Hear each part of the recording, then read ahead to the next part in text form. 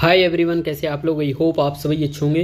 दोस्तों, हम लोग आधुनिक हिंदी साहित्य का विभाजन देखने वाले हैं।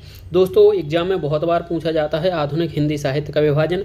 हम लोगों ने इसके पहले हिंदी साहित्य का विभाजन देखा था, जिसमें हम लोगों ने आदिकाल, भक्तिकाल, रीतिकाल और आधुनिक काल देखा था। इस वीडियो में हम लोग देखेंगे भारतेंदु योग, द्विवेदी योग, छायावादी योग, प्रगतिवादी, प्रयोगवादी और नई कविताएं। ये सभी हम लोग देखने वाले हैं। इनकी परिभाषाएं देखेंगे, इनकी विशेषताएं देखेंगे और इस काल के लेखकों की बात भी करेंगे, रचनाकारों की भी बात हम लोग करेंगे इस वीडियो में। तो चलिए दोस्तों, शुरू करते हैं। दोस्तों, यदि आपने हमारे चैनल को अभी तक सब्सक्राइब नहीं किया है तो पहले सब्सक्राइब जरूर कर लें, साथ में वीडियो को एक प्यारा सा लाइक जरूर कर दें। तो चलिए दोस्तों, शुरू करते हैं। सबसे पहले हम लोग देख लेते हैं आधुनिक काल क्या है, परिभाषा देख लेते हैं। आधुनिक हिंदी कविता का प्रारंभ संवत 1900 से माना जाता है। यह काल अनेक दृष्टियों में महत्वपूर्ण है। इस काल में हिंदी साहित्य का चहुमुखी विकास हुआ है। यह काल हिंदी साहित्य की अनेक प्रवृत्तियों एवं परिवर्तनों को लेकर उपस्थित हुआ है। इस काल में धर्म, दर्शन, कला एवं साहित्य के प्रति नया दृष्टिकोण का आविर्भाव हुआ है। तो ये हो गया आधुनिक काल। अब हम लोग देखेंगे आधुनिक काल को भी कितने भागों में विभाजित किया गया है, 6 भागों में। तो हिंदी साहित्य के विकास क्रम के अनुसार यदि बात करें तो इसे 6 भागों में विभाजित किया गया है। तो पहला है भारतेंदु युग। भारतेंदु युग का समय यह टाइम पीरियड कब से कब तक है, सन 1850 से लेकर के सन 1900 तक माना जाता है भारतेंदु युग। और जो हिंदी साहित्य आधुनिक काल का जो शुरुआत होता है आधुनिक काल की, तो वह भारतेंदु युग से ही होती है, ये आपको याद रखना है। दूसरा है द्विवेदी युग। द्विवेदी युग का समय 1900 ईस्वी से 1920 ईस्वी तक माना जाता है। इसके बाद आता है छायावादी युग। छायावादी युग का समय 1920 से 1936 ईस्वी तक माना जाता है। इसके बाद आता है प्रगतिवादी युग। प्रगतिवादी युग 1936 से 1943 तक माना जाता है। इसके बाद आता है प्रयोगवादी युग। प्रयोगवादी युग को 1943 से 1950 तक माना जाता है। और लास्ट में आता है नई कविताएं। नई कविताएं 1950 से आज तक मानी जाती हैं। तो ये हो गया हिंदी साहित्य के विकास का क्रम।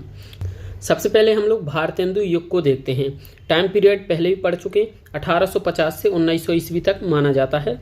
भारतेंदु युग को आधुनिक हिंदी साहित्य का प्रवेश द्वार माना जाता है। इस युग के कवियों में नवीन के प्रति मोह, साथ ही प्राचीन के प्रति आग्रह भी था। भारतेंदु युग नवजागरण का युग है। इसमें कई सामाजिक चेतनाएं उभर कर आई हैं। भारतेंदु युग में देशभक्ति और राजभक्ति तत्कालीन राजनीति का अभिन्न अंग थी, जिसका स्पष्ट प्रभाव इस युग के कवियों में देखा जा सकता है। आगे देखते हैं हम लोग भारतेंदु युगीन काव्य की प्रमुख विशेषताएं। इसमें है राष्ट्रीयता की भावना। इस युग के कवियों ने देश प्रेम की रचनाओं के माध्यम से जनमानस में राष्ट्रीय भावना का बीज रोपण किया है। सेकंड नंबर पर आता है सामाजिक चेतना का विकास। सामाजिक चेतना का विकास इस काल में काव्य सामाजिक चेतना का विकास वाला काव्य है। इस युग के कवियों ने समाज में व्याप्त अंधविश्वास एवं सामाजिक रूढ़ियों को दूर करने के लिए कविताएं लिखी हैं। आगे आता है हास्य व्यंग। हास्य व्यंग शैली को माध्यम बनाकर पश्चिमी सभ्यता, विदेशी शासन तथा सामाजिक अंधविश्वासों पर करारे प्रहार किए हैं। इसके बाद आता है अंग्रेजी शिक्षा का विरोध। भारतेंदु युगीन कवियों ने अंग्रेजी भाषा तथा अंग्रेजी शिक्षा के प्रचार प्रसार के प्रति अपना विरोध कविताओं में प्रकट किया है। इसके बाद 5वां है विशेषता विभिन्न काव्य के रूपों का प्रयोग। इस काल में काव्य के विविध रूप दिखाई देते हैं, जैसे मुक्तक काव्य, प्रबंध काव्य। चलिए हम लोग आगे भारतेंदु युगीन कवि और उनकी प्रमुख रचनाओं की बात करते हैं। इसमें दिया गया है कि भारतेंदु हरिश्चंद्र की रचना प्रेम सरोवर और प्रेम फुलवारी। इसके बाद है प्रताप नारायण मिश्र की प्रेम पुष्पावली। और इसके बाद है जगमोहन सिंह की देवयानी। इसके बाद है राधाचरण गोस्वामी की नवभक्तमाल और अंबिका दत्त व्यास की भारत धर्म। ये भारतेंदु युगीन की कवि हैं और उनकी रचनाएं हैं। चलिए अब हम लोग आगे बढ़ते हैं। दोस्तों, हम लोग आगे देखते हैं द्विवेदी युग। द्विवेदी युग का समयकाल कब से कब तक माना जाता है, 1900 से 1920 ईस्वी तक माना जाता है। यह युग कविता में खड़ी बोली के प्रतिष्ठित होने का युग है और इस युग के प्रवर्तक आचार्य महावीर प्रसाद द्विवेदी जी हैं। आगे देखते हैं, इन्होंने सरस्वती पत्रिका का संपादन किया। इस काल में प्रबंध काव्य भी पर्याप्त संख्या में लिखे गए हैं। अनेक कवियों ने ब्रज भाषा छोड़कर खड़ी बोली अपनाए और इस काल में खड़ी बोली को ब्रज भाषा के समक्ष काव्य भाषा के रूप में प्रतिष्ठित किया। साथ ही विकसित चेतना के कारण कविता नई भूमि पर प्रतिष्ठित हुई। आगे हम लोग देखते हैं द्विवेदी युगीन काव्य की प्रमुख विशेषताएं। पहला है देशभक्ति। द्विवेदी युग में देशभक्ति को व्यापक आधार मिला। इस काल में देशभक्ति विषयक लघु एवं दीर्घ कविताएं लिखी गईं। आगे है अंधविश्वास तथा रूढ़ियों का विरोध। इस काल की कविताओं में सामाजिक अंधविश्वासों और रूढ़ियों पर तीखे प्रहार किए गए। आगे हम लोग देखते हैं, दिया गया है कि वर्णन प्रधान कविताएं। वर्णन प्रधानता इस युग की कविताओं की विशेषता है। आगे देखते हैं मानव प्रेम। द्विवेदी युगीन कविता में मानव मात्र के प्रति प्रेम की भावना विशेष रूप से मिलती है। अगली पांचवी विशेषता देखते हैं, प्रकृति चित्रण। इस युग के कवियों ने प्रकृति के अत्यंत रमणीय चित्र खींचे हैं। प्रकृति का स्वतंत्र रूप में मनोहरणीय चित्रण मिलता है। आगे हम लोग देखते हैं द्विवेदी युगीन के प्रमुख कवि और उनकी रचना। मैथिली शरण गुप्त, इनकी प्रमुख रचना है पंचवटी और जयद्रथ वध और साकेत। अगला है राम नरेश त्रिपाठी, इनकी प्रमुख रचना स्वप्न, पथिक और मिलन। आगे है माखनलाल चतुर्वेदी, इनकी रचना समर्पण और युग चरण। अगला है महाद्वीप प्रसाद द्विवेदी, इनकी प्रमुख रचनाएं हैं काव्य, मंजूषा और सुमन। अगला है अयोध्या सिंह उपाध्याय हरिओद, इनकी प्रमुख रचना प्रिय प्रवास और रस कलश। चलिए आगे हम लोग देखते हैं छायावाद। छायावाद का समयकाल 1920 से 1936 ईस्वी तक माना जाता है। चलिए हम लोग देखते हैं आगे, हिंदी साहित्य के आधुनिक चरण में द्विवेदी युग के पश्चात हिंदी काव्य की जो धारा विषय वस्तु की दृष्टि से स्वच्छंद, प्रेम भावना, प्रकृति में मानवीय क्रियाकलापों तथा भाव व्यापारों के आरोपण और कला की दृष्टि से लाक्षणिकता प्रधान नवीन अभिव्यंजना पद्धति को लेकर चली, उसे छायावाद कहा जाता है। आगे देखते हैं, डॉक्टर नागेंद्र के अनुसार स्थूल के प्रति विद्रोह को छायावाद माना जाता है। प्रकृति पर चेतना के आरोप को भी छायावाद कहा गया है। आगे हम लोग देखते हैं छायावादी काव्य की प्रमुख विशेषताएं। पहली विशेषता है व्यक्तिवाद की प्रधानता। छायावाद में व्यक्तिगत भावना की प्रधानता है। वहाँ कवि अपने सुख दुख एवं हर्ष शोक को ही वाणी प्रदान करते हुए दुख को अभिव्यक्त करता है। आगे है श्रृंगार भावना। छायावादी काव्य मुख्यतः श्रृंगारी काव्य है, किंतु उसका श्रृंगार अतीन्द्रिय सूक्ष्म श्रृंगार है। छायावाद का श्रृंगार उपभोग की वस्तु नहीं अपितु कौतूहल और विस्मय का विषय है। उसकी अभिव्यंजना में कल्पना और सूक्ष्मता है। आगे हम लोग देखते हैं तीसरी विशेषता, प्रकृति का मानवीकरण। प्रकृति पर मानव व्यक्तित्व का आरोप छायावाद की एक प्रमुख विशेषता है। छायावादी कवियों ने प्रकृति को अनेक रूपों में देखा है, वहीं प्रकृति को नारी के रूप में देखकर उसके सूक्ष्म सौंदर्य का चित्रण किया है। आगे चौथी विशेषता हम लोग देखेंगे अज्ञात सत्ता के प्रति प्रेम। अज्ञात सत्ता के प्रति कवि में हृदयगत प्रेम की अभिव्यक्ति पाई जाती है। इस अज्ञात सत्ता को कवि कभी प्रेयसी के रूप में तो कभी चेतन प्रकृति के रूप में देखता है। छायावाद की यह अज्ञात सत्ता ब्रह्मा से भिन्न है। इसके बाद हम लोग थोड़ा नोट देखते हैं। जयशंकर प्रसाद छायावाद के प्रति निधि कवि है, तो ये आपको याद रखना है। और छायावाद की त्रि प्रसाद, पंथ और निराला को कहते हैं, ये आपको याद रखना है। आगे हम लोग देखते हैं छायावाद के प्रमुख कवि और उनकी रचनाएं कौन कौन सी हैं। तो पहले कवि जयशंकर प्रसाद, कामायनी, आंसू और लहर इनकी प्रमुख रचनाएं हैं। महादेवी वर्मा, इनकी रचना नीरजा, निहार, रश्मि और सांध्य गीत इनकी प्रमुख रचनाएं हैं। सुमित्रा नंदन पंत, इनकी प्रमुख रचनाएं पल्लव, गुंजन, ग्रंथि और वीणा इनकी प्रमुख रचना हैं। सूर्यकांत त्रिपाठी निराला, इनकी अनामिका, गीतिका और परिमल प्रमुख रचनाएं हैं। आगे है राम कुमार वर्मा, इनकी आकाशगंगा और निशीथ और चित्रलेखा इनकी प्रमुख रचनाएं हैं। आगे हम लोग देखते हैं प्रगतिवाद। तो प्रगतिवाद का समयकाल 1936 से 1943 तक माना जाता है। प्रगतिवाद भौतिक जीवन से उदासीन, आत्मनिर्भर, सूक्ष्म, अंतर्मुखी प्रवृत्ति के विरुद्ध प्रतिक्रिया के रूप में लोक के विरुद्ध स्थूल जगत की तार्किक प्रक्रिया है।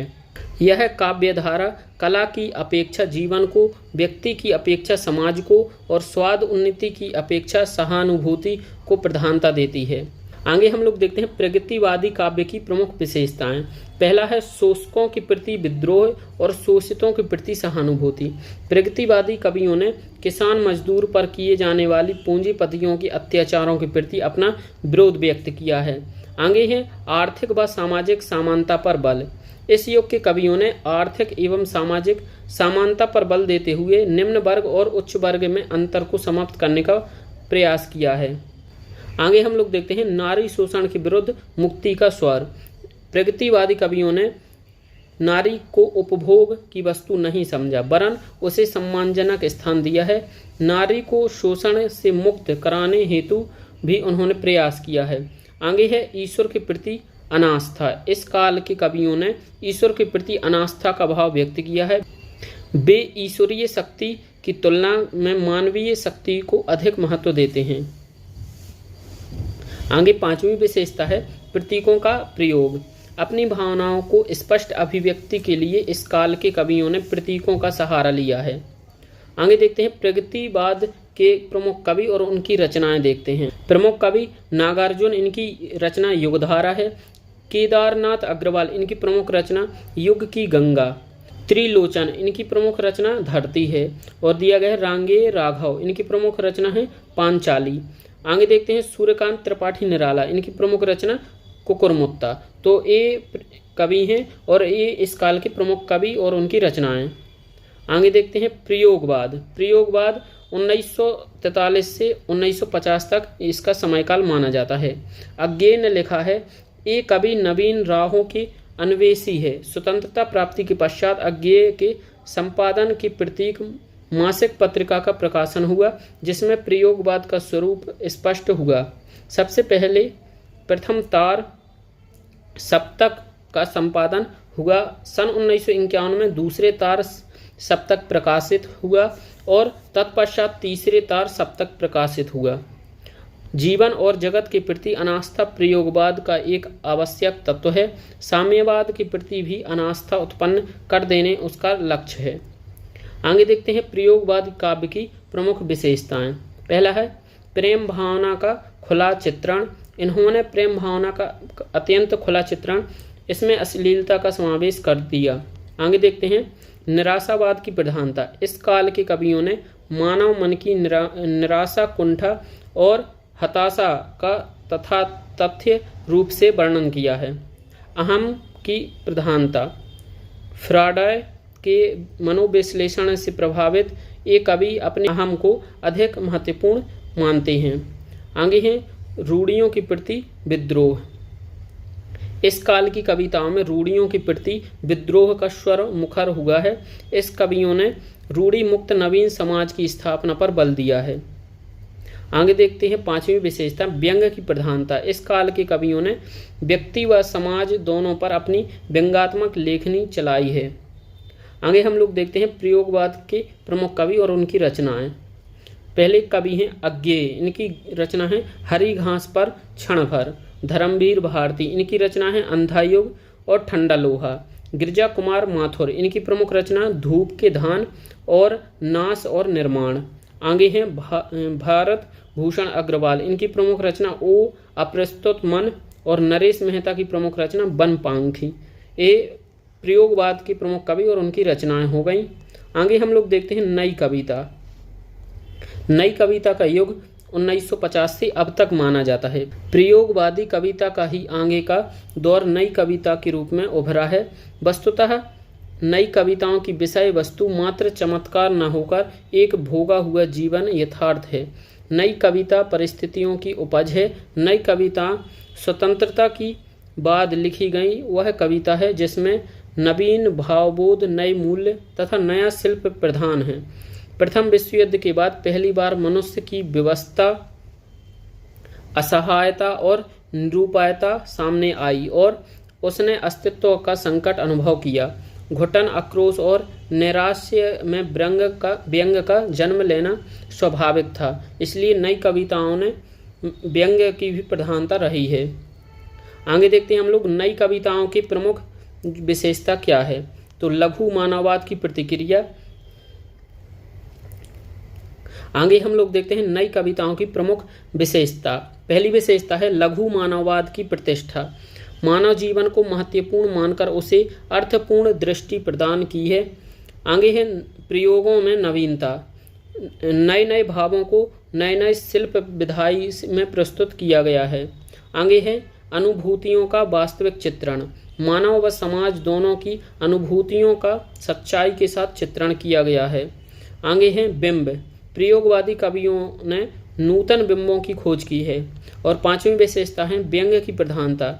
इस काल में मानव जीवन की विसंगतियों, विकृतियों एवं अनैतिकतावादी मान्यताओं पर व्यंग्य रचनाएं लिखी गई हैं। आगे हम लोग देखते हैं नई कविताओं की प्रमुख कवि और उनकी रचनाएं। तो पहले हैं भवानी प्रसाद मिश्र। इनकी प्रमुख रचना कौन है? सन्नाट और गीत फरोश। आगे है कुंवर नारायण। इनकी प्रमुख रचना है चक्रव्यूह और आमने सामने। आगे है जगदीश गुप्त। इनकी प्रमुख रचना नाव के पांव, बोधि वृक्ष। आगे है दुष्यंत कुमार। इनकी प्रमुख रचना सूर्य का स्वागत, साये में धूप। आगे है श्रीकांत वर्मा। इनकी प्रमुख रचना है माया दर्पण और मगध। तो ये हो गए नई कविताओं के प्रमुख कवि और उनकी रचनाएं। आगे हम लोग एक और देखते हैं प्रमुख जो नवगीतकार और उनकी रचनाएं हैं, इनको देखते हैं। तो बीरेंद्र मिश्र।